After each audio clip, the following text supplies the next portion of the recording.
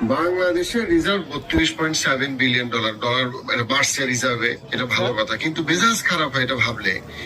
যেখানে সারা পৃথিবী, China, Russia সবাই গোল্ড কিনতেছে তার রিজার্ভ হিসেবে, ইভেন জাপান এখন গোল্ড কিনা বাড়াইতেছে, সেখানে বাংলাদেশ একটা গরিব দেশ, সেখানে কেন আপনি 32 বিলিয়ন ডলার আপনি আমেরিকান ডলার কিনতেছেন?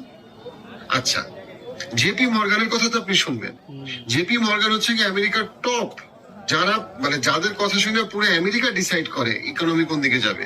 সে বলতেছে ডলারের দাম নেক্সট 6 থেকে 12 মাস অনেক কমে যাবে।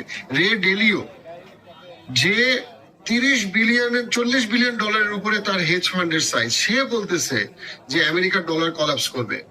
তাহলে আপনি কেন 32 বিলিয়ন ডলার নিয়ে বসে রয়েছেন? এটা গরিব মানুষের টাকা না তো, এটা ট্যাক্স ব্যাকের টাকা না, তা আপনি কেন গোল্ড কিনবেন না? এইসব মানে কি বলবো আত্মঘাতী সিদ্ধান্ত, এর জন্য তো যদি